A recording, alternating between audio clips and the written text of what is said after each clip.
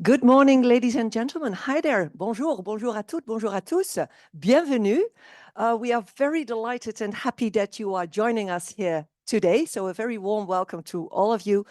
And today, I think you all know, we seek to engage you, key stakeholders, and among you, industry, retailers, NGOs, governments, we seek to engage you to agree a response to the prospect of air freight bans being imposed by European organizations. And yes, I know this is not the first time we have met on this subject, and for sure, it won't be the last time, because we all know that this is an extremely relevant matter and subject. And that means that we must relentlessly share and exchange the latest research on the impact of air freight, fresh produce from developing countries. And yes, we must relentlessly raise awareness of air freight impacts, not only among European organizations, but also among the general public. And that is quite a task, and everyone is needed to get there. And today, ladies and gentlemen, we are in Brussels. My name is Simon van Trier, and I'm delighted to be a moderator here today. And with me, I have expert guests. I'm going to introduce them later to you. And I have an interesting panel also with me here in front of me in the press club in Brussels, for those who were able to make it to Brussels or who are located in Brussels. So we are happy to have those dedicated guests here as well at Brussels Press Club. So a warm welcome to you all here as well. But now let's try to find out who are you joining us from everywhere around the world. Apparently 38 countries are represented here today and joining us online. So that's why I would like to invite you to go to take your phone or a device and to register the QR code, or to go to wooclap.com and use the event code, because we have in total, I do tell you already by now, 6 questions we are going to ask you during this roundtable, taking 1 hour and a half as a maximum time. That's what they gave me as a moderator. So are you registered at wooclap.com? Do you see the first question? Yes, there we are. Oh, already 50 people replied.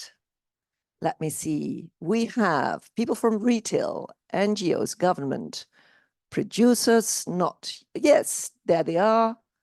The horticultural sector, EU, UK importers, others. Always so interested to find out who are the others, but I cannot ask you now because we are not in direct contact. But look at this. I'm very happy because everyone, key stakeholders from the full supply chain, they are represented. So that's great to hear. Okay, let's maybe go to the second question. And then we will find out in which country you are based. Dans quel pays êtes-vous basé? Dites-nous. Oh, there you go. Belgium, Switzerland, Kenya. Oh, most of Belgium. Maybe those are my guests here in the press club. I don't know. Ecuador, a great welcome. Oh, it's so great to know that we are all linked and gathered. And look at this. Kenya, that is Belgium, Switzerland. Yeah, look at this, 64.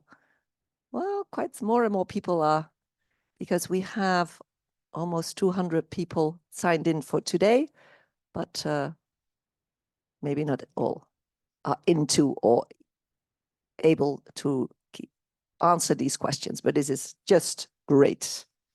Now, I think you find out that there will be a live translation in languages, English to French, French to English, because we will have, the common language will be English, but of course, French will be spoken as well. So that means that on va parler français.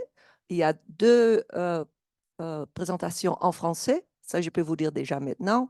La plupart de la conversation va être en anglais, mais on va bien se débrouiller, ça, j'en suis sûre et certain. Et bien sûr, vous pouvez vous poser vos questions en français si ça vous va le mieux. You can ask your questions, you can submit your questions. You do see the screens. Do not forget to submit them truly. As we start with the presentations. Okay, wonderful. Well, thank you so much for answering those first 2 questions. Then next to here, you will see, like is very much used, the antitrust declaration that we will, okay, this is the agenda, the antitrust statement. In order to ensure the compliance with competition law, sensitive and private business information should not be discussed at this FAIRMILES event.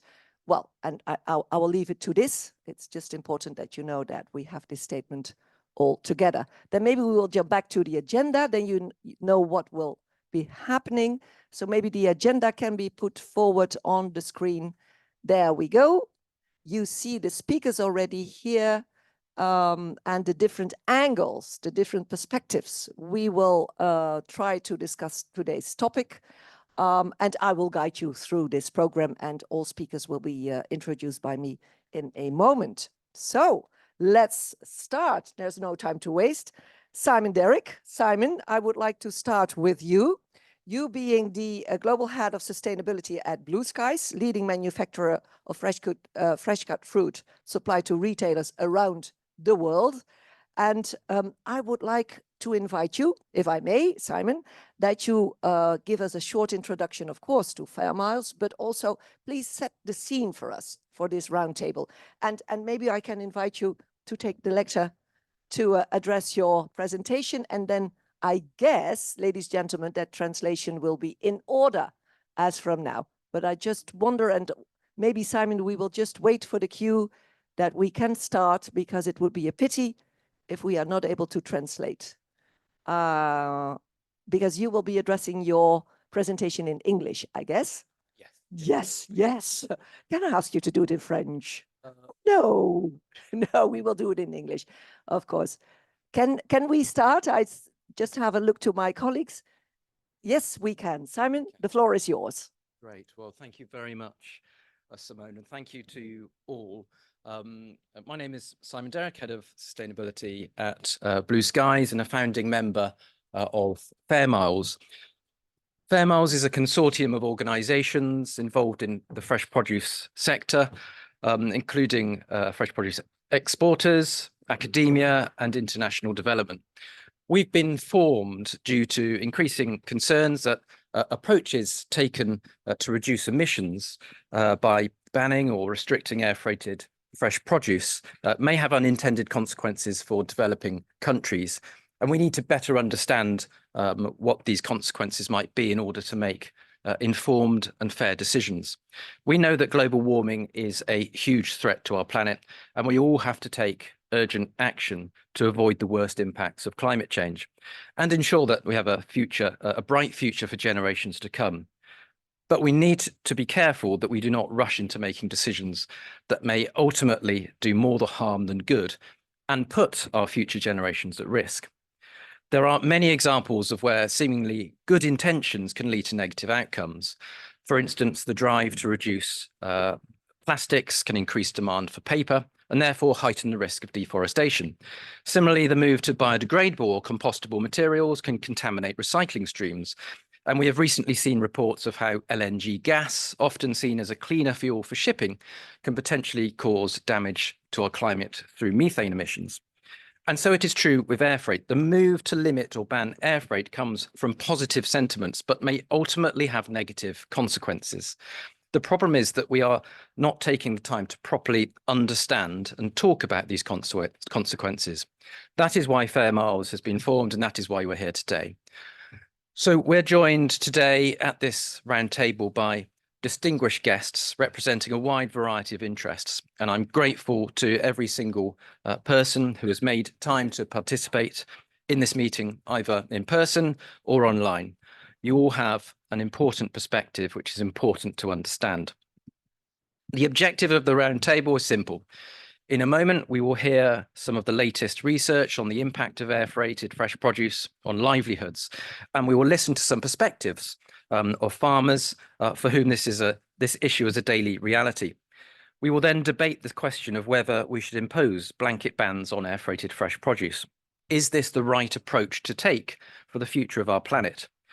And if not, then how do we guide policymakers, decision makers and buyers to ensure that we are protecting livelihoods in some of the world's most vulnerable communities, but that we can also achieve net zero?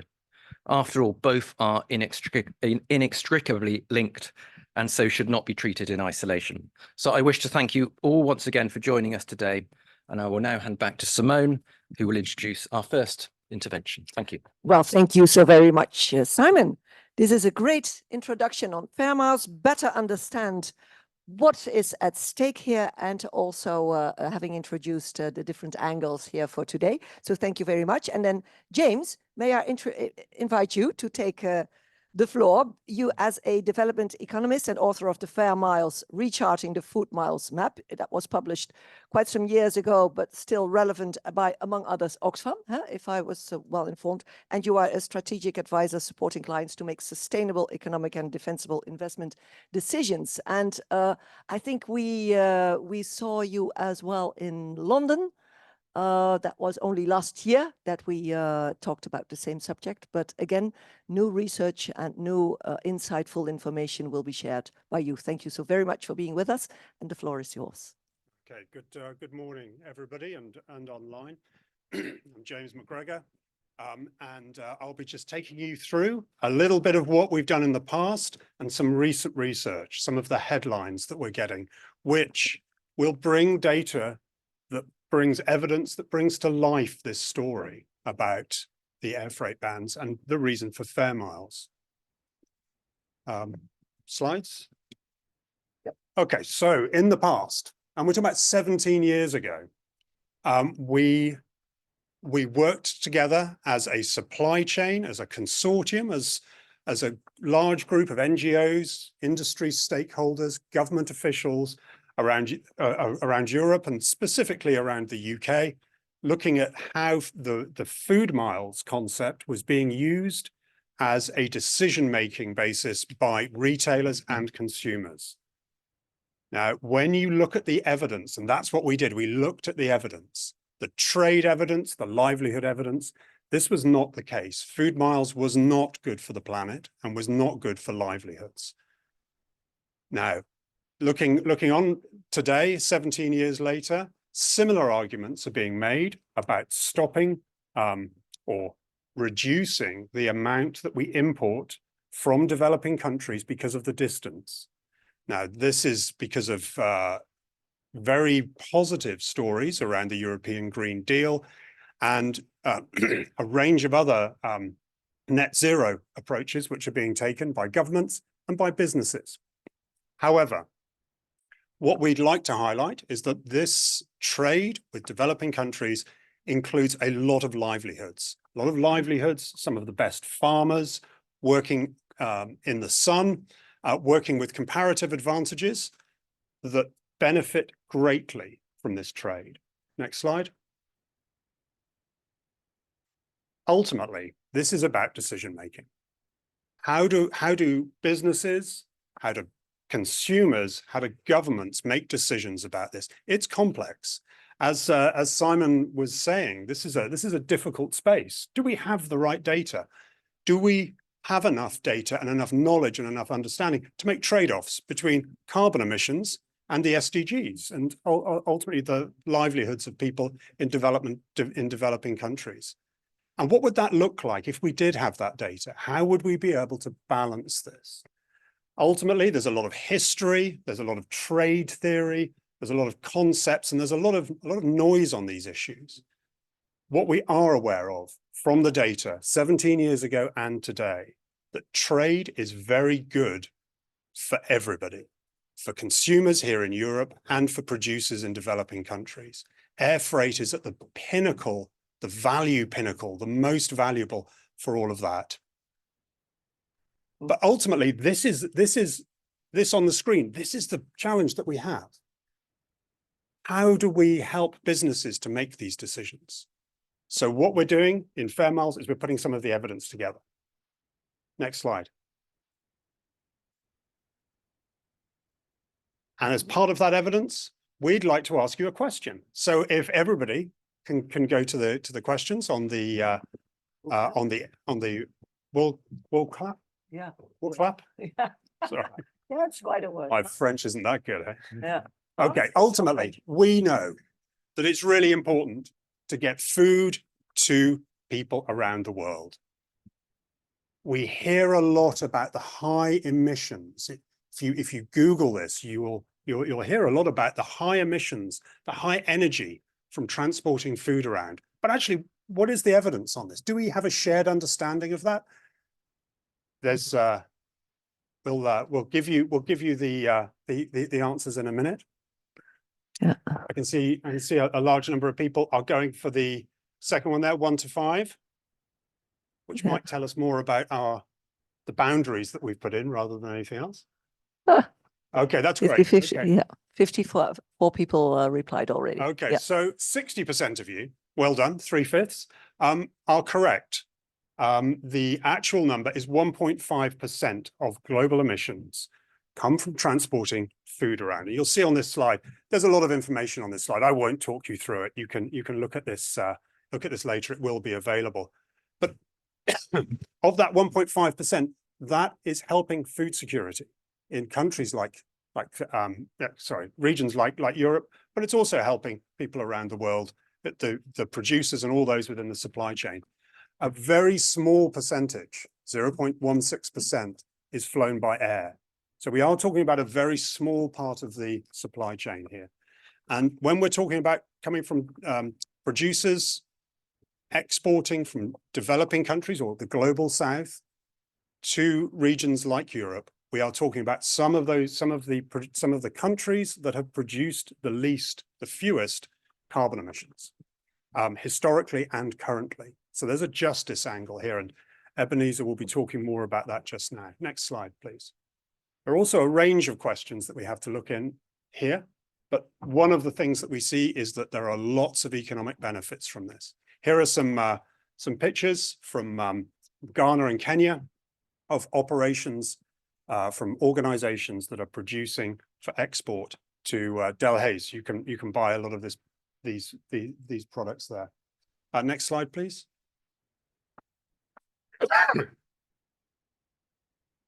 Our recent research, which was thanks to CoLead, we interviewed 60 businesses along the supply chain, and we found that in Europe, by our consumption of air freighted fresh produce, we are supporting 1.25 million jobs in the global south.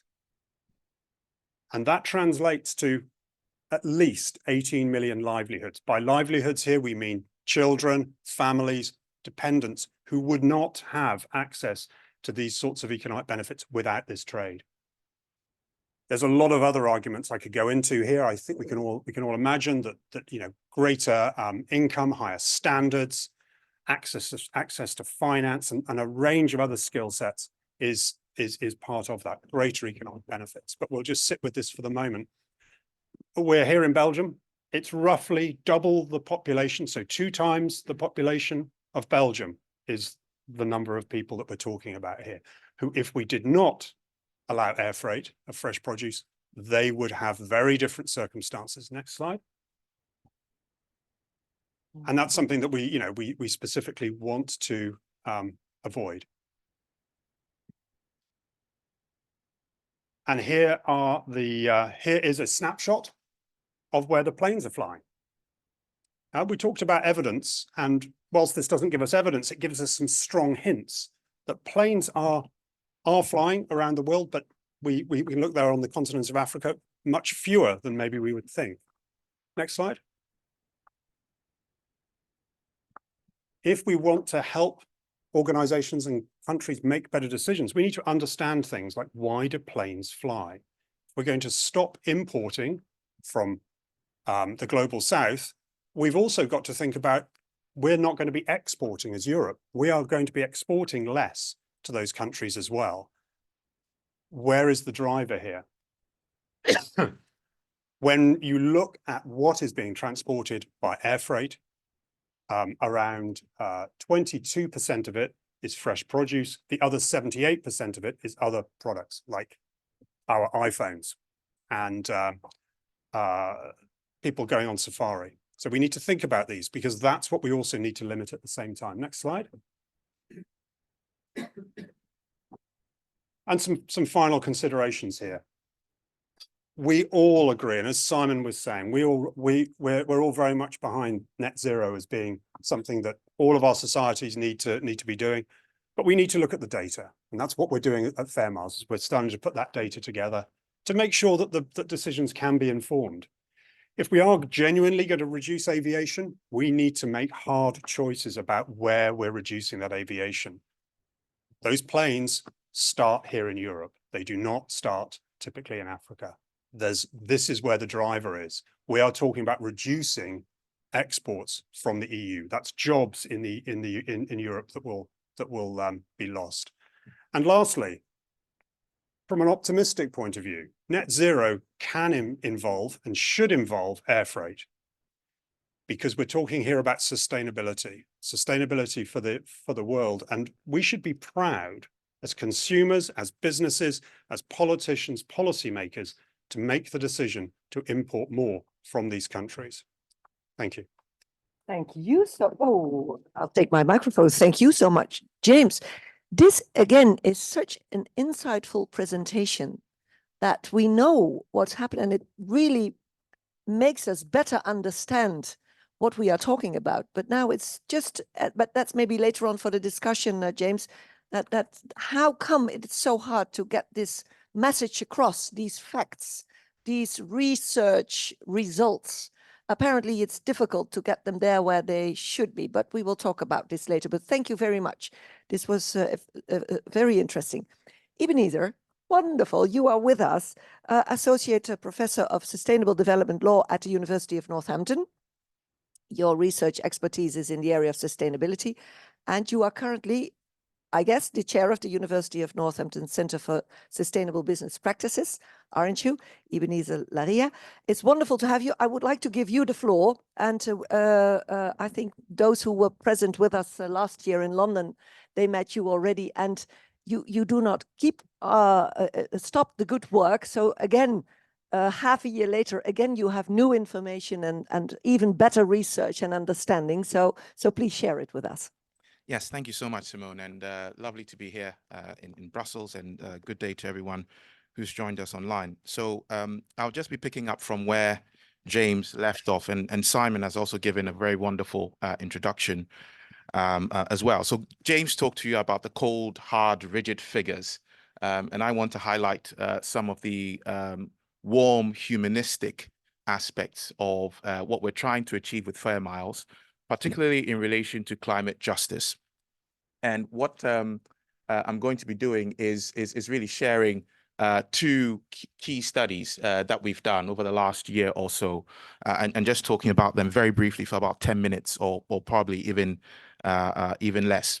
So the first point that I would like to stress on in relation to these studies, and the first one to talk about, is that we did what we called our initial or baseline research, where we assessed the climate justice implications of a ban on air freight, which we thought was very, very important to do. Simone talked about, some of the difficulties around getting the message across with an issue such as this. And one of the things that we found out from a research perspective is that the reason why it is, or part of the reason why it is so difficult, is because the implications are not well understood. And so in this particular research, that's what we tried to do, to assess the climate justice implications of banning air freight. We took a desk-based methodological approach to this study by using a case study as part of the research. And within that research, we set out a number of recommendations. And I think a part of the conversation today is to talk about recommendations. So we'll get to that later. But a part of what we want to do around FAIRMILES is to bring solutions. How do we support industry to craft net zero policies and implement net zero policies in a way which aligns with climate justice principles? So moving on very quickly, just to define what we mean by climate justice, it has two parts. So the first part of climate justice is a principle that says, well, anything and everything that we do to reduce carbon emissions and to really try and address the climate challenge has to take into account the vulnerabilities of the poorest parts of the world. And we have to think about how those parts of the world will adapt and the resources that it will take for them to do so.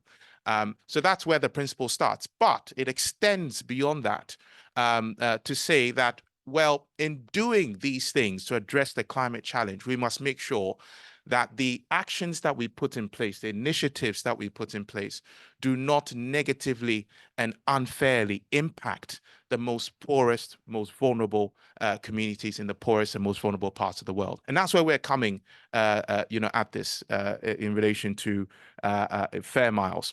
And as part of this initial desk-based research that we did, we also highlighted a recent UNCTAD study that was done last year, which are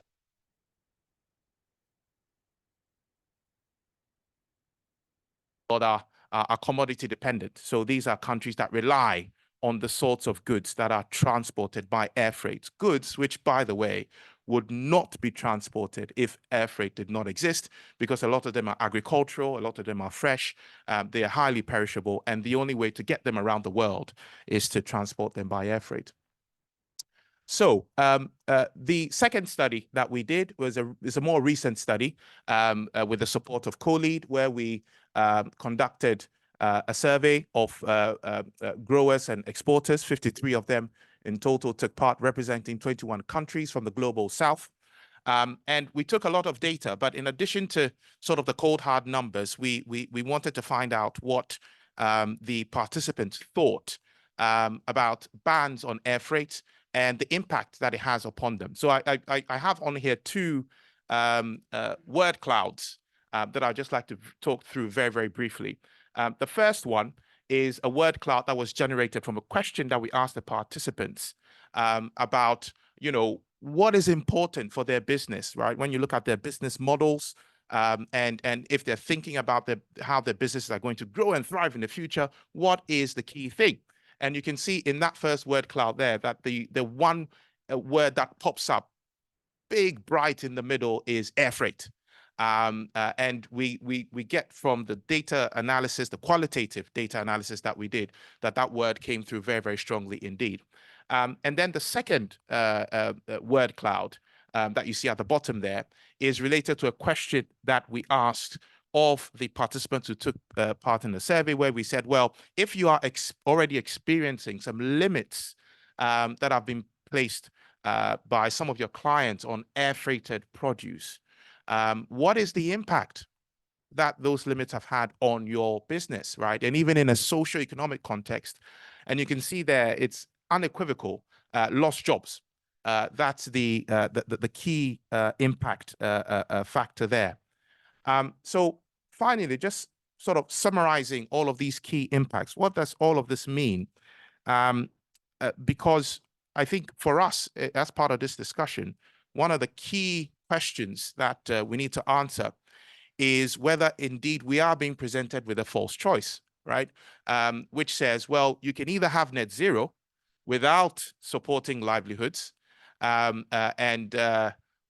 you can have the livelihoods and not get to net zero. And we think that that is a false choice.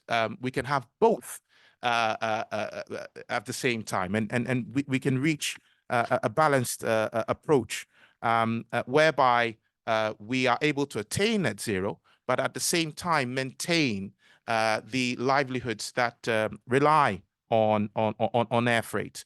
And we see this in other studies that we have done as well in terms of the key impacts.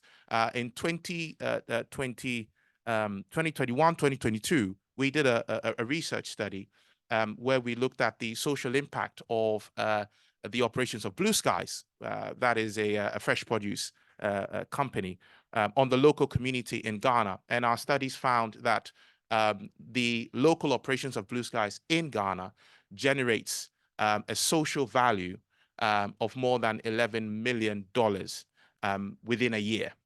And so that is social value that's generated in areas such as health, education, employment opportunities, etc., all of which would not exist if Blue Skies didn't have a business model, and if it didn't have a business model because air freight was banned, right?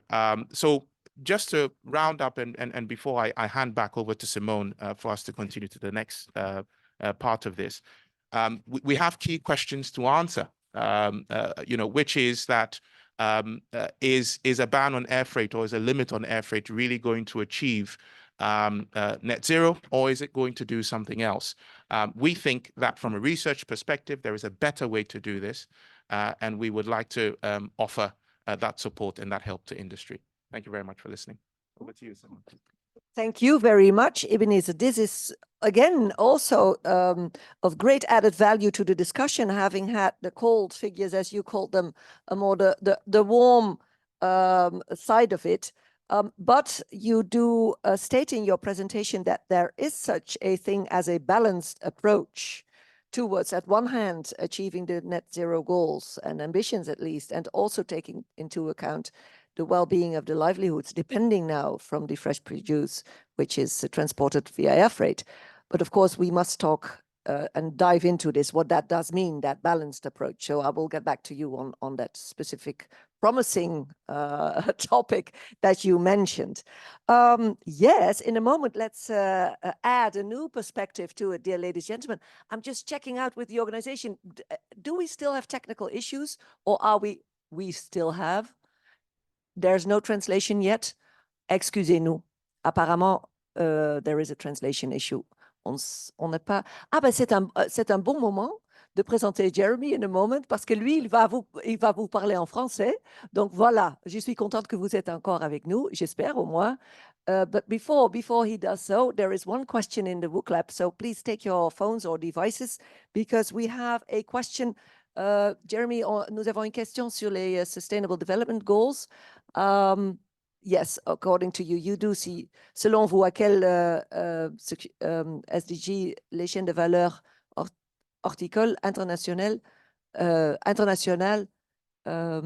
they contribute? Yes, you see the question, and please try to give an answer to this question. Of course, there are more Sustainable Development Goals you can hand in here. Et je suis sûr et certain que vous allez adresser quelques mots là-dessus, Jeremy Knops. Yeah, but we take some time to give the answers. Yes, there are so many sustainable. You only have 5. Yeah. We only have 10 answers yet, so we take a moment. On va prendre un petit moment. Comme ça, Jeremy, vous pouvez bien regarder, parce que je voudrais bien avoir vos commentaires là-dessus. Si vous êtes d'accord là, ou apparemment, tous les Sustainable Development Goals. C'est bien ça que vous allez voulu prouver, non? Maybe that's what you wanted to prove. I don't know, Jeremy, what you had in mind with this question. But de toute façon, il y a beaucoup de Sustainable Development Goals sont en contact avec. Ouais. Et c'est bien, il y en a tellement. Voilà. You might be speaking English, Jeremy. Maybe better. I'm going to ask the organization what they do prefer to check the chat. Is there maybe, is it better for Jeremy to talk in English, to deliver his presentation in English better than French? Okay. Is that okay for you, Jeremy?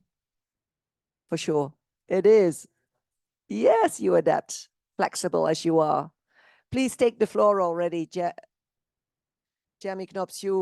Jeremy holds a master's degree in business engineering from the Solvay Brussels School of Economics and Management, appointed as general delegate of COLEAD already since June 2019, isn't it, Jeremy?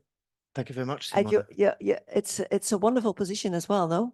Being general delegate of COLEAD and standing here. Yes, of course you stand here. Yeah. Okay, now you've seen what happens there with the answers to this question. So maybe we are going to dive a little bit more in the industry perspective. I'll try to. Yeah, please. Thanks, Simon. And I won't be doing this alone because Clement Tulezi from Kenya and Stephen Keriknot from Madagascar will also be joining us. So good morning and welcome to all of you. So on the previous slide, it enables to do a kind of a smooth transition. The purpose basically of that question was to try and have a sense of where we feel this business basically, to what extent does it contribute to a number of SDGs? And we saw from participants, I think almost all of them are affected. One interesting fact is that, and this is something that I keep also repeating myself, is that SDG 17 is kind of a counterintuitive one. It's about partnerships, but within the SDG 17, within partnerships, one key focus is about market access and trade between developing countries and developed countries, and it is often something that we tend to forget about, but I think is key to today's discussions. At CoLead, this is about what we are about as a private sector not-for-profit association. It's about, with our members, improving the contribution of agri-food production trade to SDGs by working on market access, by facilitating market access, by working on compliance with market requirements, with regulatory requirements, all markets, the EU market, but also other markets. And this is what we do through one of the programs, Fit for Market Plus, which is funded by the EU and the OACPS. Now, for us as an organization, we believe it's fundamental to be part of this FAIRMILES consortium, because it raises for us a fundamental question from a policy coherence for development perspective. For two main reasons. The first one, of course, is about the overall fairness and scientific justification for doing this, but also on the other hand, it's about the kind of strategic choice that is being made potentially through this decision or through potentially this upcoming decision. And on the first part, on the kind of fairness element, it has been, of course, mentioned by Simon, by James, by Ebenezer, but we kind of tried to summarize it as a triple burden. When we look at it and we take a step back, we have vulnerable populations in vulnerable countries, and we all know that they are, in the first place, the most hardly hit by climate change. Now, within vulnerable communities, farmers, and a large part of these communities, have a double hit. First of all, as being as any other person, but also secondly, because the impacts of climate change on farming is proportionally, of course, higher than on other economic sectors.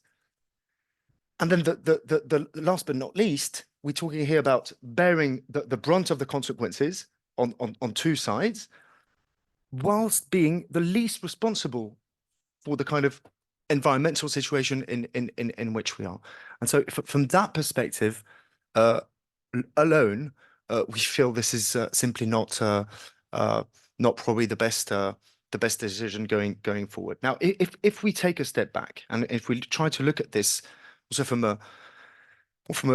a positive angle, and it was referred to through James and presentation, there have been substantial investments that have been made over the years in recognition of the key role this trade plays in contributing to SDGs. Now, investments made by, of course, the international community, but also, and most importantly, of course, from entrepreneurs, producers, companies themselves, investments in terms of skills, competencies, infrastructure, equipment, systems that have been put in place.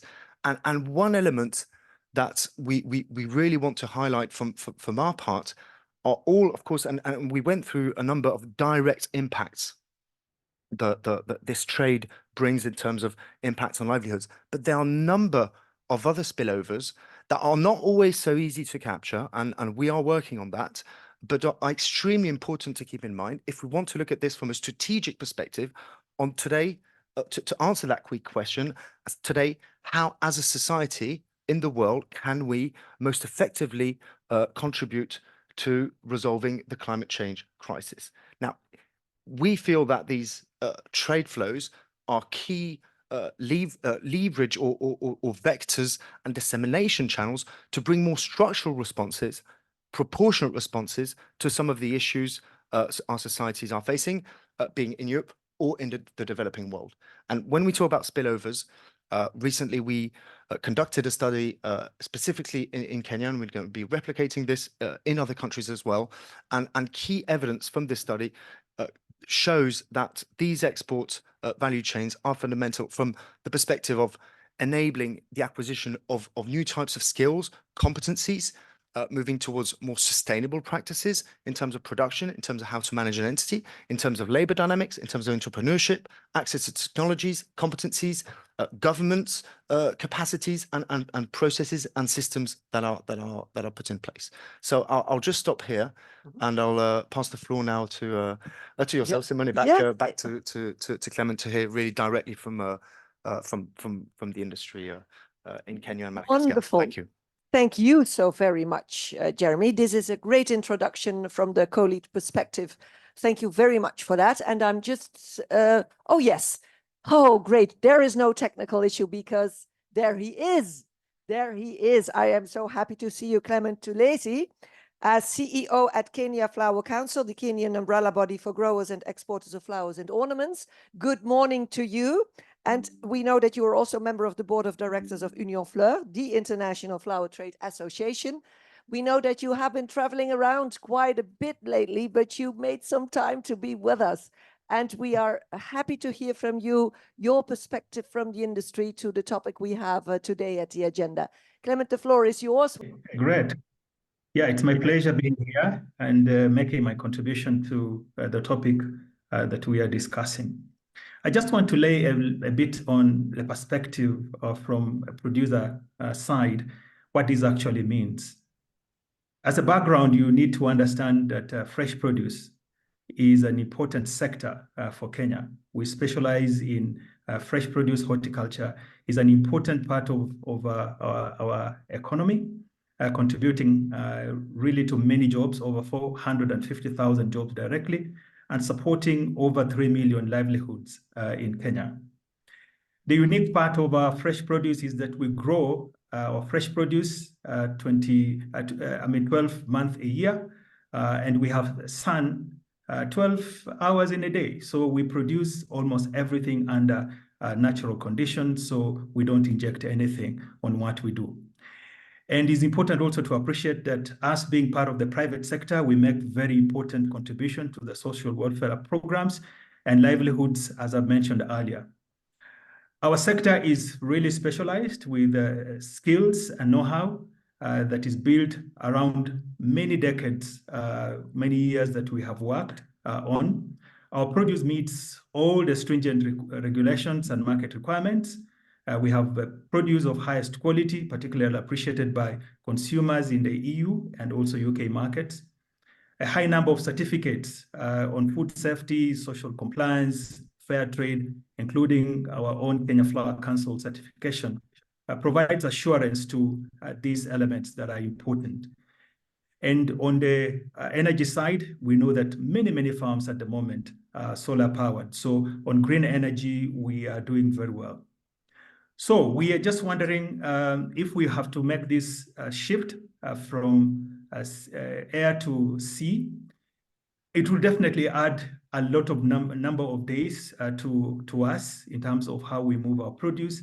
And we're just wondering, is this going to guarantee the quality of our produce for perishables? Is this the only option that we are looking at?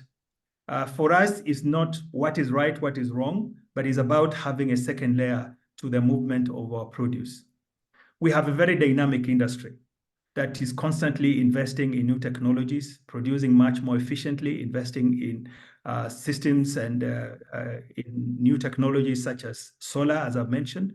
We're exploring a lot of options in the way we move our produce to become much more efficient in the way we do it. And sea freight is just one of them. But we believe that as much as we want to do it, the realities on the ground could be very, very different. Managing such supply chains are becoming much more risky and more capital intensive. And therefore, we need a lot of time to be able to make this shift. At the moment, we have a lot of uncertainties around sea freight. For example, the current crisis on the Red Sea that most of you know just provides another way in which we can look at this and ask ourselves, can we make this shift as immediate as we think? And from where we sit as producers, the answer is no. It may take time for us to make that shift. Nobody in Kenya therefore understands why we should be a victim to such a ban. We believe that air freight has made a core part of our growth, and we need to maintain it, at least for now. While we believe that we have to invest much more in climate change initiatives and be able to make our contribution to no emissions, because we believe that climate change is critical. On the other hand, we appreciate that this investment may take really a while for us to really adopt and be able to put in place mitigation measures. And therefore, looking at the income that we generate out of this sector, we have put in a lot of work into production and also trade. We believe that there should be a fair way or a fair approach to this. Otherwise, we'll be hit twice. Mais il est important que ce soit un commerce équitable, parce que sinon nous serons à la double peine, si j'ose dire. Actually going to impact a lot of livelihoods, as we know. La réalité, c'est que pénaliser le transport aérien pour transporter nos marchandises, eh bien, serait.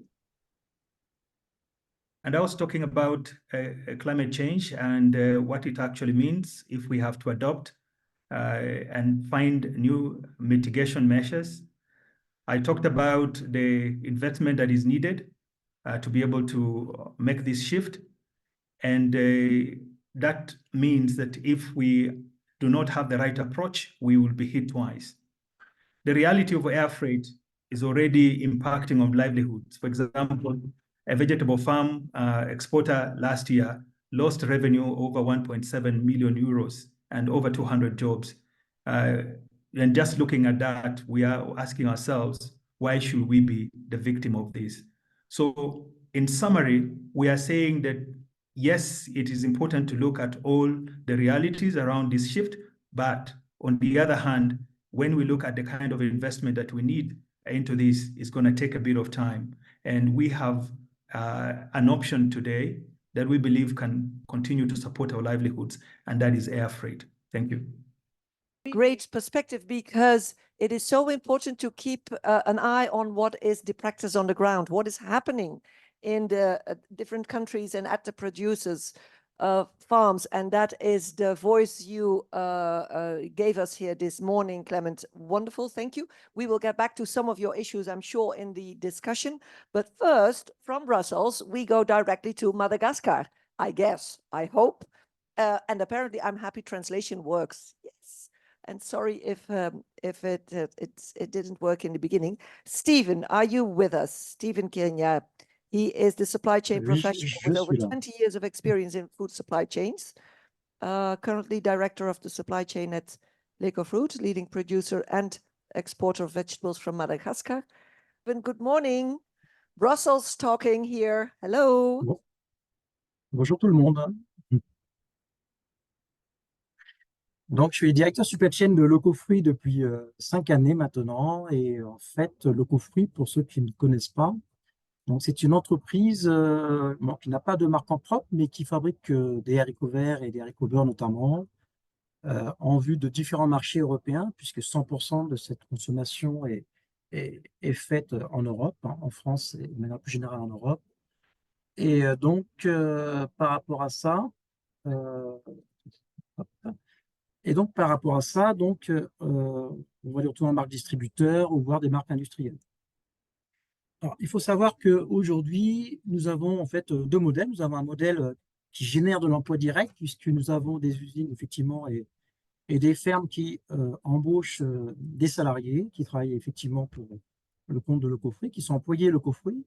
Mais il faut savoir aussi que nous avons un autre modèle qui est très, très intéressant d'un point de vue RSE, puisque nous travaillons avec des contrats avec différents agriculteurs, donc sur la capitale, donc Tananarive, mais aussi jusqu'à Antsira Bay au sud, à 130 km au sud de Tana, et voire plus, et tout autour de la périphérie de la capitale, et qui s'élabore à peu près jusqu'à 15 000 à 18 000 producteurs selon les périodes. Et donc, à chaque producteur avec qui nous générons un contrat, en fait, nous faisons vivre tout simplement une famille. Et c'est ça qui est très important. Beaucoup de gens vivent le coffret comme un complément de revenus, puisque la plupart de cette population vit aujourd'hui beaucoup des rizières et de la production de riz. Et la production d'haricots verts est en contre-saison de la production de riz. Cela permet de faire un complément de revenus et donc d'améliorer aussi la vie sociale de toute une population, en fait, et de nombreuses familles. Voilà. C'est un modèle qui existe depuis plus de 35 ans aujourd'hui, donc qui a fait ses preuves et qui est reconnu et qui a une très bonne image du coup, positive au sein de la population et de manière générale à Madagascar. Il faut savoir aussi que concernant l'aspect d'impact environnemental, même si effectivement l'avion, ce n'est pas toujours très recommandé au niveau de la RSE, il faut savoir que d'abord raisonner en coût complet, effectivement, et ça a bien été abordé lors des discussions précédentes, à savoir que en coût complet, l'émission de carbone, elle s'opère déjà en production, puisque notamment la mécanisation de production génère beaucoup d'émissions carbone, comme nous le savons. Et il ne faut pas regarder que l'aspect logistique pur dans le cercle d'émissions de CO2. À travers cela, il faut savoir qu'à Madagascar, les haricots verts sont cueillis main. Donc ça, c'est important de le notifier, parce que du coup, il n'y a pas du tout de mécanisation, comme on peut le voir en Europe. Et de même aussi, au niveau industriel, sont rangés main. Donc ça veut dire qu'il y a beaucoup d'opérations manuelles qui permettent de valoriser le travail de toute une population et qui ne génèrent en fait très peu finalement de déchets ou de pollution. Voilà. À noter aussi que lorsque nous faisons du fret et donc avec une expédition par avion, il n'y a plus aujourd'hui de cargo spécifique de marchandises sur Madagascar.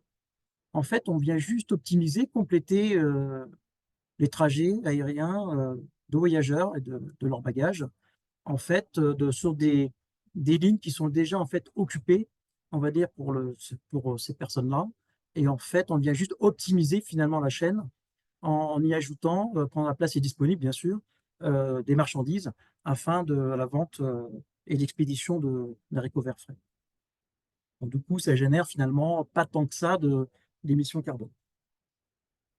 Je voudrais noter aussi que nous avons des actions au niveau environnemental qui permettent aussi de compenser une bonne partie potentiellement de l'impact environnemental, puisque nous faisons beaucoup de reboisement au sein de Madagascar, qui permet effectivement de régénérer et donc de compenser finalement là où on sera un peu moins bon en termes d'impact pour la planète, de manière générale.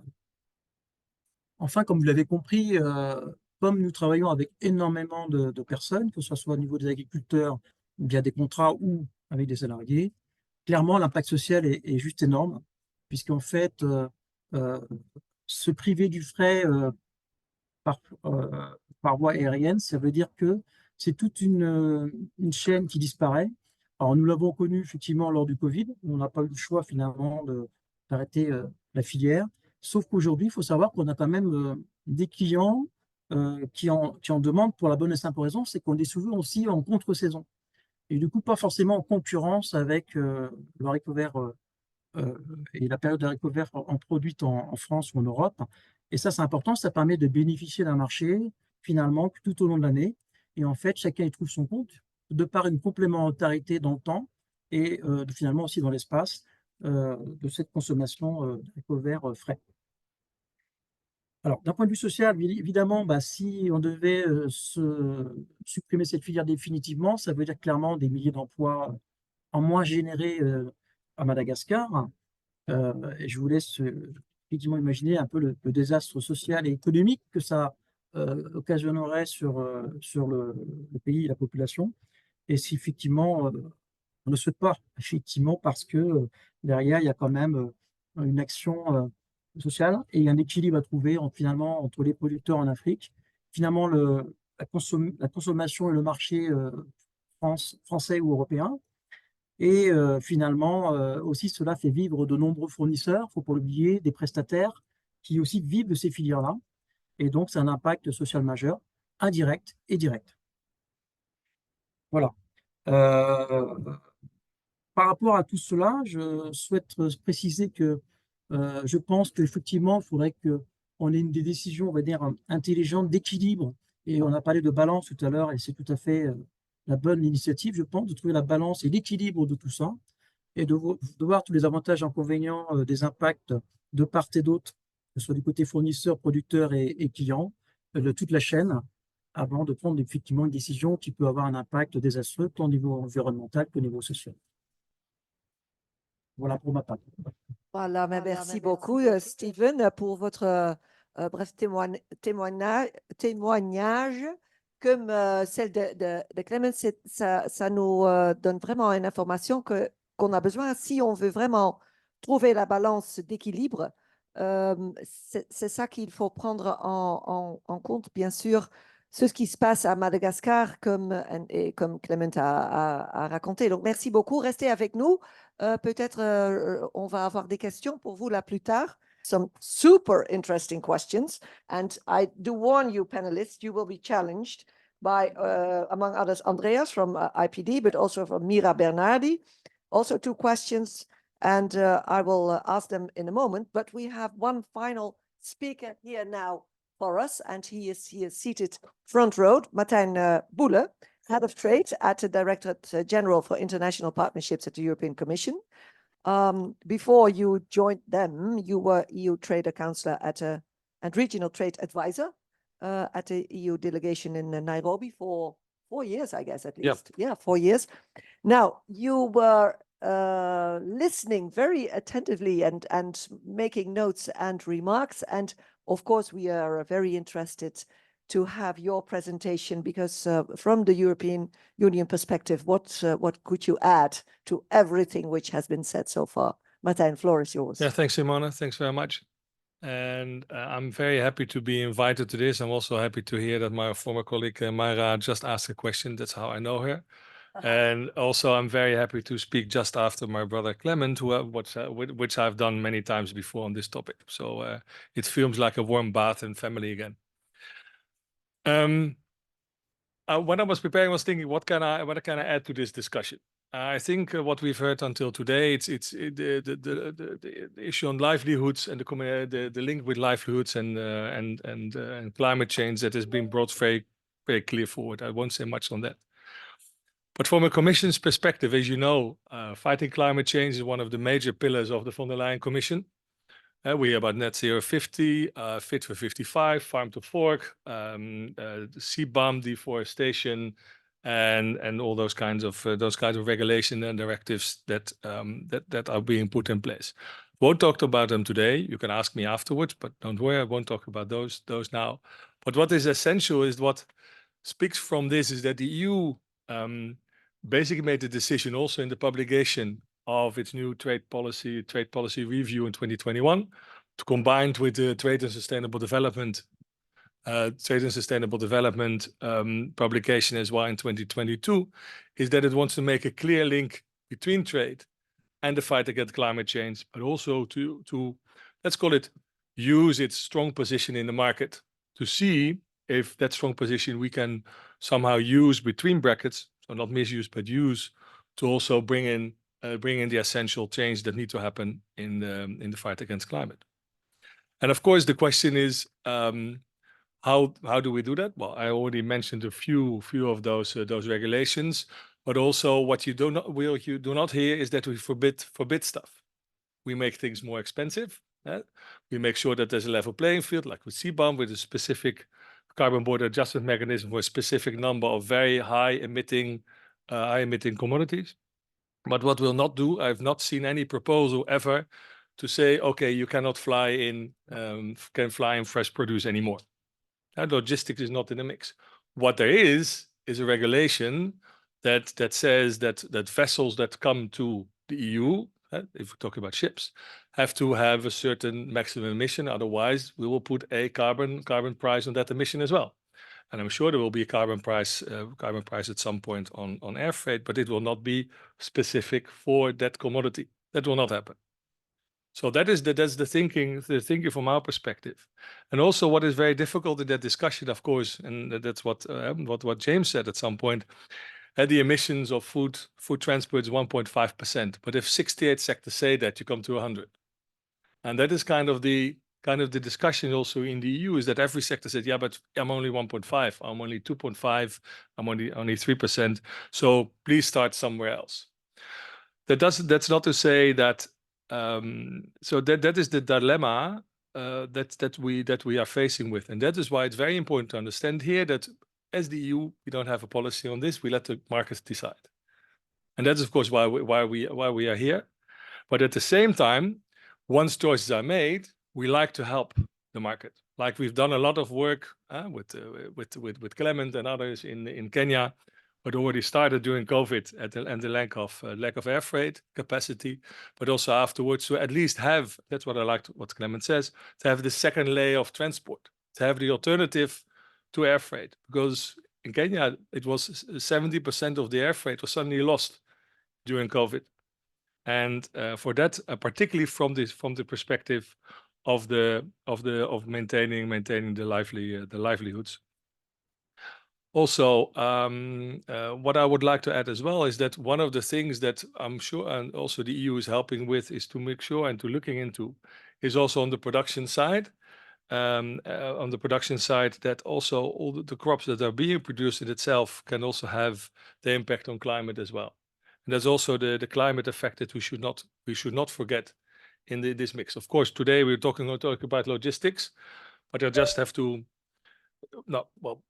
mention that if we look at every little aspect in its isolation, we do not see the big picture, and then we see, well, then we don't have to solve this issue because it's only as a very relatively small impact. So I leave it at this, also in case of time, so they have more time for questions. So again, we take measures on sectors, on specific, let's say on a high level, we take measures. We do not look at specific sectors, and we hope that the market will, at least in this case, the market will decide. And for me, and I give my personal opinion, for me, sea freight or any other kind of freight is an essential second layer. We should use that. We should not. We should develop it, like Clement said. It will not happen overnight, but if it's not there, it will be a future danger of all the sectors, because air freight in itself, particularly to Africa, like I always say in Kenya, we just discussed about it, and Sylvie knows that as well. The reason that Kenya has air freight capacity is because of the car production in South Africa. Yeah, because otherwise air freight always flies in triangles. If there's no car spare parts to South Africa, KLM will not fly back via Nairobi. So that does also gives, apart from all the other discussions we have, the fragility of the logistic chain with air freight. So that's why we always, from that respect, have to help to have an alternative. Wonderful. Yes. So then you finalize this. So please stay here with us at the lecture if you want, Martijn, if I may invite you. That we always have to take in consideration what exactly is the driver of the air freight, then you say. So that was somebody else also during the panel already said. Because fresh produce is not the driver. Yeah. The driver of Mauritania Air is the fact that people want to go to Mauritania. Mm-hmm. Yeah, it might lower the cost of the airfare for the passenger because they can ask a higher price for freight, but it's not the other way around. Now, I'm so happy that you are submitting questions, and I'm going to ask the panelists too. But before I do so, have we now, because Simon started while setting the scene, he said we must have a better understanding what would happen if you ban or restrict air freight fresh produce. Now, did we now mention all arguments that we know that we are able to better understand, or did we miss things? Now you're seated here. Or did we maybe list all influence, warm and cold, hard figures, warm, the livelihood? I guess so, huh? But it's just to make sure that we have the main things mentioned. Yes, okay. Then now I really quickly jump to the questions, and they are all a little bit on different, just in the order I got them here. There was one from Andreas. Andreas asked, and just feel free to reflect. Martijn, please do, and the four of you here. How did you attribute the dependence of livelihood to the mode of transport? Or what would change for livelihoods if you try to switch all of air freight to sea freight? What would happen? Not overnight, you said. That's for sure. Who would like to reflect on it? Impact on livelihoods when it comes to from air to sea. Is there anybody who would like to take the floor first? Yes. James? So Yeah. there's a large number of changes that you would expect. Mhm. There's been analysis on this, and there's great examples as Martijn was explaining there during COVID of what this economic transformation would mean. Mhm. Ultimately, would it mean more secure livelihoods? Would it mean more jobs? Would it be a better situation if you were a producer or a community in those producing countries? No, it wouldn't. You would be looking at lower values. You would possibly be looking at a different approach, different contracts. It could work though. It should work as a complementary element. Shifting any economic model to another always creates losers and some winners. The challenge is, how do we make sure that everybody wins from any change, and that it's managed? And the way that we believe in the FAIRMILES consortium that this can be done is through better evidence and better data. Right now, we just don't have those. We've got lots of great stories and awful stories as well. We need to be pulling all of that together so that we can have a collective understanding of what we're talking about. Yeah. Okay. Maybe to add one thing. What we saw as well is, and I love to see the data at some point in market development, is that shifting away from air freight also opens new markets to create a new logistic transport. To give a Kenyan example again, sorry, that's where I came from. By starting to invest in sea freight, the US market opened up for Kenya for the flowers. And that's what we discussed several times with Clement as well. A market that was completely unreachable for now because there's simply no direct flight. All the flights go either to Liège or to Amsterdam, or they go to London Heathrow, and that's about it. And there's also some very interesting spin-offs you get. And also ships doesn't only sail to Rotterdam. It has 6, 7, 8, 9 stops somewhere else in Europe where you create new markets that are otherwise unreachable as well. I quickly go to the next, because you really found the possibility to ask questions. From Mira Bernardi, EU delegation in Kenya. What she says, I didn't see analysis of comparable CO2 emissions. Sorry if I missed it, but we didn't really emphasize on them. Huh? If you were to try to produce green beans or flowers in the EU with greenhouses, etc., versus producing them in Kenya, what is the CO2 difference? Who can talk about this? What do we know about this? Yeah? Could I sort of... Simon, yeah? I can talk from a sort of prepared fruit perspective, rather than a green beans perspective. And I guess sort of going back to the point that that James was making about, we need more data. I think that's part of the problem. There are studies, there are LCAs. We've done a number of different studies in the past looking at the difference between sea and air. And I think the part of the problem is there are so many assumptions and uncertainties. Using sort of average emission factors can get you one result at one point of time, and then you repeat the exercise at a later date, and it's a different number. So you can get an idea of what the difference is. For Blue Skies, we make prepared fruit, value added at source, so we make the finished products in the country where the fruit grows. So we're not transporting any waste effectively. It's got a 6 to 7 day shelf life. To the previous question, means that sea freight's very difficult for us because speed to market is essential. But if you look at all those different sort of factors and you look at sea versus air, yes, you can certainly sort of come to the conclusion that air freight on a per kilo basis has higher emissions than sea. But again, I just go back to the point I was making earlier on. There are lots of assumptions and uncertainties. There's looking at, for instance, the non CO2 aspect, looking at what's called radiative forcing, so the impact of emissions at altitude. And actually, if you take that into account, that's what gives you often the biggest difference. Whilst if you don't take that into account, you're just purely looking at CO2, actually sea versus air is almost the same.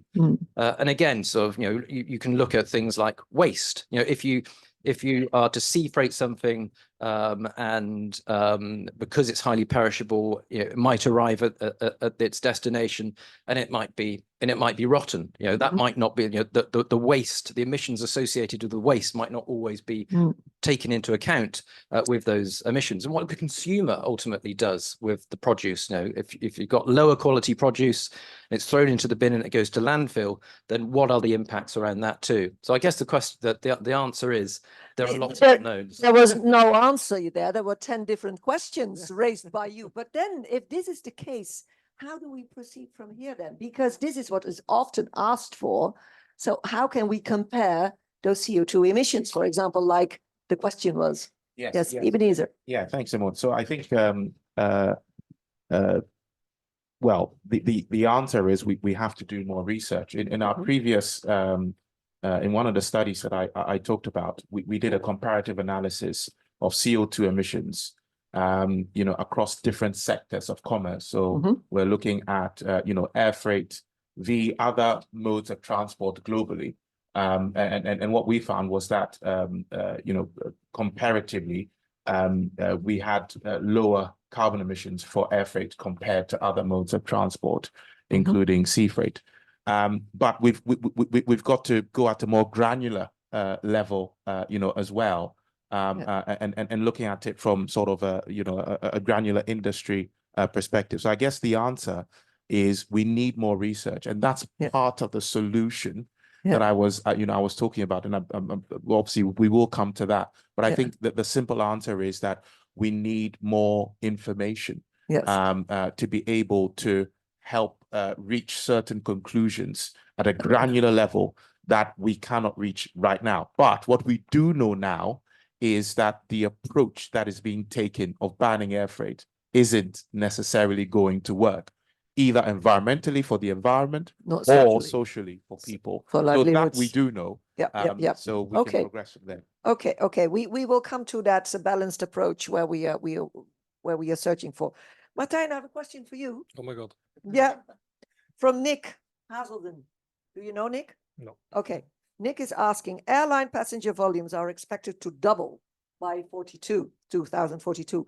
Are the EU planning to limit the growth of passengers travel out of Europe?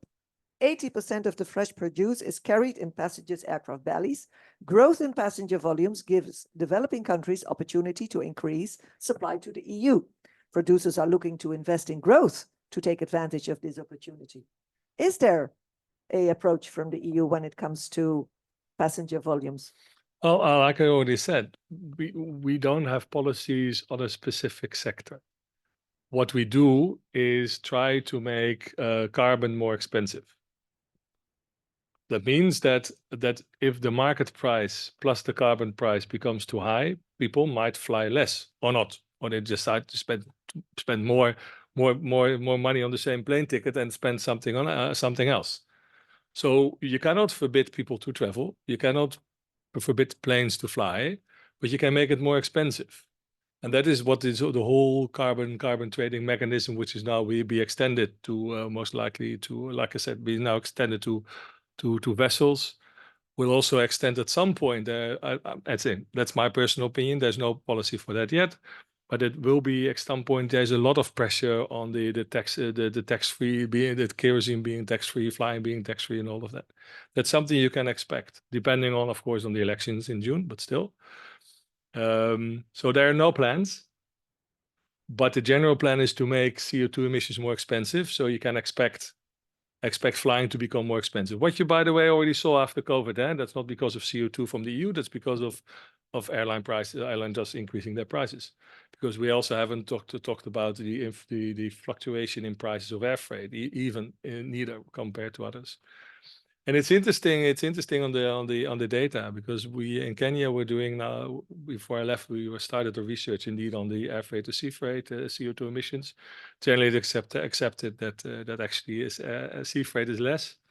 But more interesting, of course, producing in Kenya has a smaller CO2 footprint than generally producing in Europe, depending where you get the heat from in the greenhouses. Yeah. If you get it from gas, yes. If you get it from renewable energies, or you get it from heat from data centers that have to give up the heat, etc., then the picture different. becomes completely different. So it really depends on the variables. Yeah.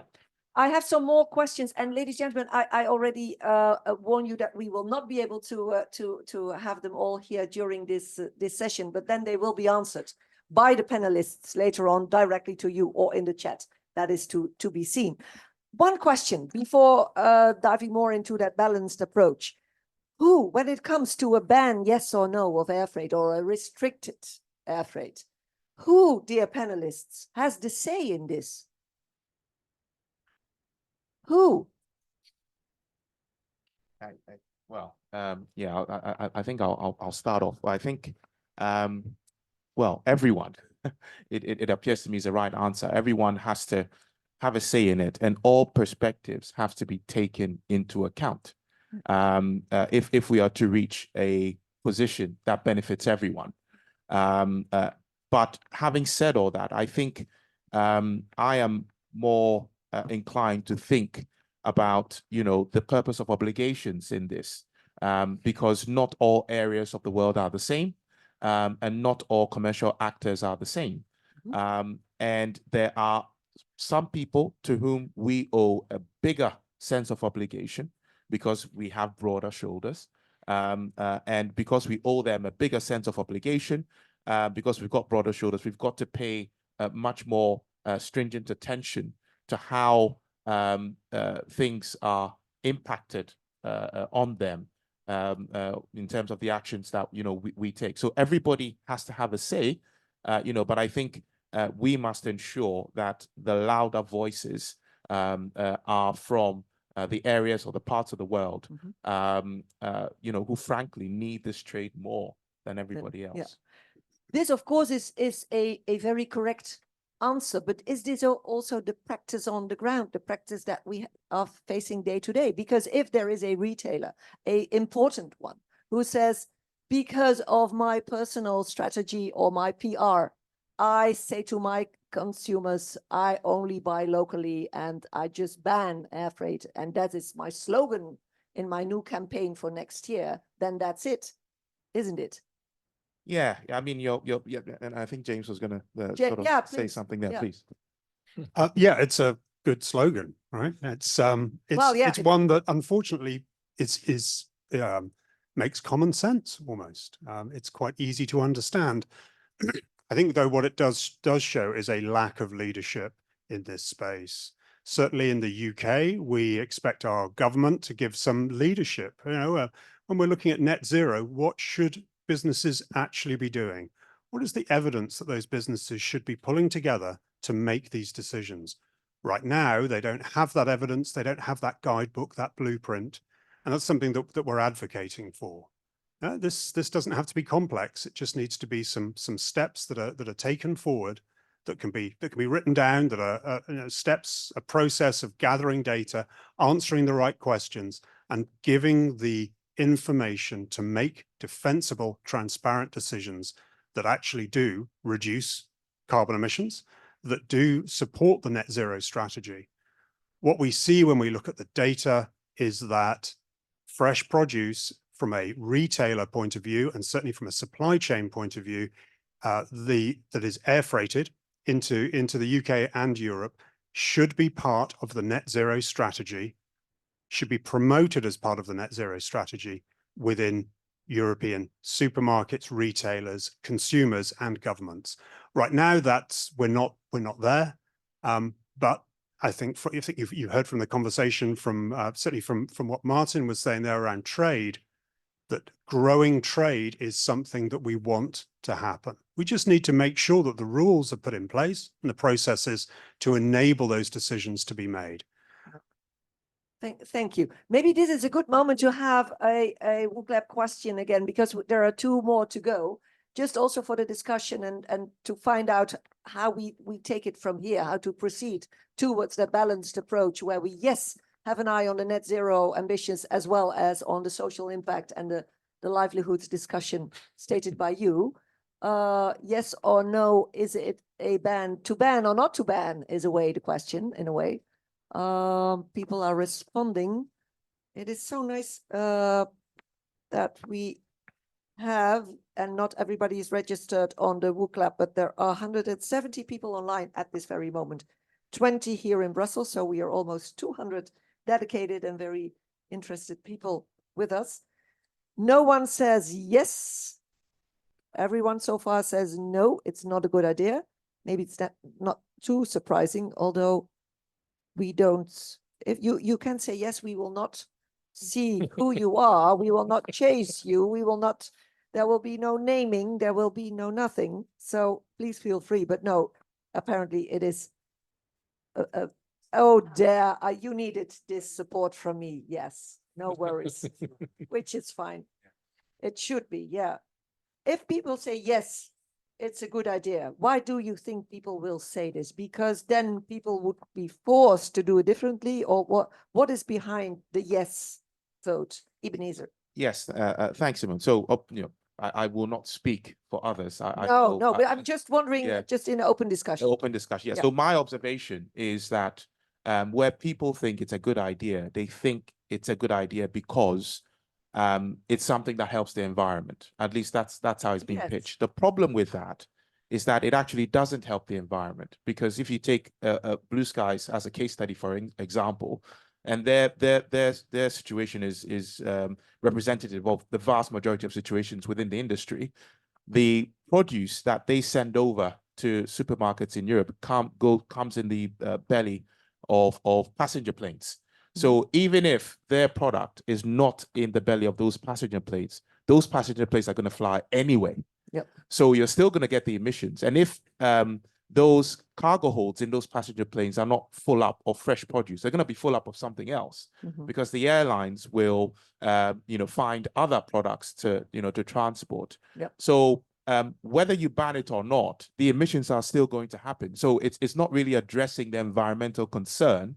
A ban on air freight isn't really addressing the environmental concern that you think it's going to address. Okay. Yeah. Now, dear ladies, gentlemen, if it's the two of you and Ebenezer, because I just asked him what could be the reason to say yes, and you had a completely different reason to say yes, other than Ebenezer stated, then please contact Ebenezer directly and tell, because no, that would be nice, because within the FAIRMILE construct and the co-lead construction, it's nice to find one another's arguments, because we need each other to get things done. So this is really an open invitation to have direct contact with the panelists, and you know how you can find them. So this is an open invitation to have to take the floor with each other.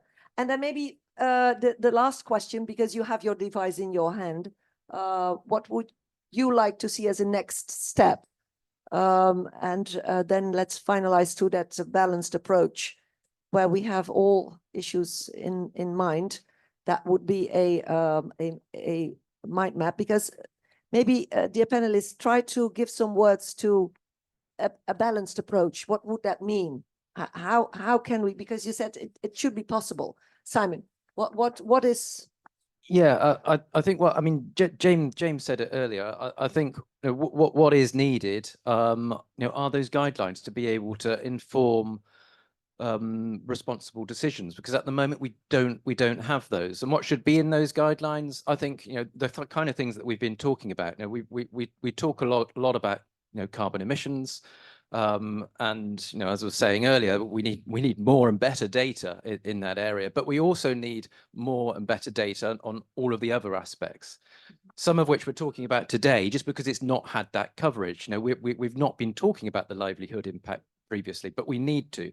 So I think understanding all of these different factors, social, the economic, and the environmental, to inform those policy decisions, those procurement decisions, and ensure that we are being responsible in the approach that we take, is what we need. And I think that would be something that we put forward as a next step, if you like.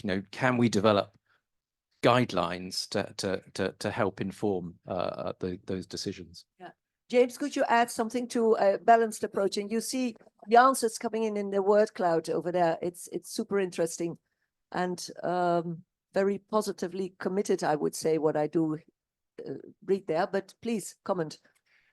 Yeah, balanced decisions are something that everybody finds difficult when we've not got enough information to make those decisions. And so pulling together more data points, more voices on this, I think is really important. We heard from Clement in Nairobi. He had some numbers to hand, and he begins that helps draw, paint that picture of the challenges and ultimately the opportunity that we have. We need to be looking at this optimistically. We can grow this trade. We will grow this trade because there's going to be more passenger flights, as one of the earlier questions pointed out. And it's something that we need to find the best way of leveraging for the global SDGs, so that we're not only being net zero, but we're actually being a true global leader from Europe and the UK. And I think that's well within our grasp. And frankly, I think it's something that the vast majority of consumers are behind. There is always going to be some re-education, and there's always going to be some negative stories around this. But ultimately, that's part of generating a flourishing market that's going to continue growing. Yeah, great. Jeremy, anything to add to this? A lot has been said. We have to. Yes, thank you. Is this working? Yeah, I guess so. If not, you take Yes, James. it's working. Yeah. No, just to add quickly, maybe the need also, and within the FAIRMILES consortium, to pursue our efforts in creating this space for the dialogue and for exchanging ideas, which can be different with different arguments, but creating the space for the discussion in order to be able to host that exchange of data, of information, and ultimately lead us where it has been suggested in terms of guidelines to make better informed decisions, but creating the space, the trust between stakeholders to be able to have these conversations in the first place. Wonderful, thank you. Martijn, it was great having you as well. Is there a final statement when it comes to a balanced approach as from now, taking up more data, more research? Definitely, and I'm happy that nobody on the screen said more regulations. No, honestly, that maybe strange coming from an EU official, but I don't think the regulation will be the solution. Yeah. And that's why I really liked this discussion, because it brought forward the exact dilemma that exists and the solutions that are there. So, like I said, if we can bring this further and have it indeed the right point is where to support each other, then there's a good future in this. Wonderful. As I said, ladies and gentlemen, too many questions, but they will all be answered. But I have one super interesting from a retailer. And Simon, maybe I wanted to ask you as well, because you did set the scene. If we did do our best and do the good things. But now, a question from a retailer joining us. Thank you very much. How come we do not have been able to reach the EU consumers with a more balanced approach on air freight? The main message is air freight is damaging our planet, so buy more products from local sources. Marketing slogan. Pressure on retailers are increasing by NGOs and the consumer's opinion. How to get a more balanced message across? So a retailer who says this, like pressure from consumers' opinions and NGOs, they have to face this pressure. So we must keep an eye on everybody's position and background and make sure we reach out to all of us, to all of them. Simon? Yeah, can I just respond to that? Because I think reflecting on what Jeremy actually said earlier, but it's about, how can we create that space for dialogue? Because clearly it's not just retailers aren't just making this decision because they think it's a great idea. They're influenced by NGOs. They're influenced by their consumers. Their customers are asking for this or suggesting this. So actually, we also need to be engaging with the NGOs, with consumers, getting our messages across in the public domain, whether that's through the media or by other means. Because at the moment, as I said at the beginning, we're not really talking about it. And so, you know, if we can create that space where there is dialogue, where we can have open, transparent and fair discussions, balanced discussions, then I think, you know, that will help in terms of, you know, ensuring that any guidelines that we develop are going to actually work. So yeah, it's about dialogue. Yeah. And that's what we did for the last hour and a half. When it comes to you, because you did set the scene, you were a great organizer, and with all the others behind this, so we did the right thing. The right topics today were addressed. Yeah, no, absolutely. Well, I think, you know, there's a lot more talking to do, and I'm conscious that, you know, obviously we can only cover so much in an hour and a half, and but you know, we will continue, and I think this is obviously, you know, just part, just an early stage, one step towards what will likely be more engagement, more dialogue, and more to come from FAIRMILES. Wonderful. We'll keep an eye on you, and I do thank all panelists. Martijn, thank you very much. Thank you, Jeremy, James, Ebenezer, and Simon. Thank you, Clement. Thank you. And merci beaucoup, Stephen de Madagascar. Merci beaucoup pour avoir été avec nous ce matin. We do thank all people joining us live at this roundtable discussion. I said in the opening that this has not been the first time we have met on this subject. It will not be the last, which has been fully confirmed by Simon, because apparently we just started. There's still a lot of research to do. We need data, we need information, but for sure, most important, we need each other. So hopefully you will keep on coming up. And if you say, I would like to be in the panel, I would like to give the best of myself also to contribute to this discussion and to make sure that we create and raise awareness among European organizations and public in general, then please feel free to come to FAIRMILES, to come to co-lead, and then for sure we will meet again. So thanks once more. Please accept our apologies for the technical bugs we had to face and were not able all the time to resolve. Next time, I'm sure that will be better. Thanks once more, and hopefully see you next time. Thank you, and have a wonderful day. Bye.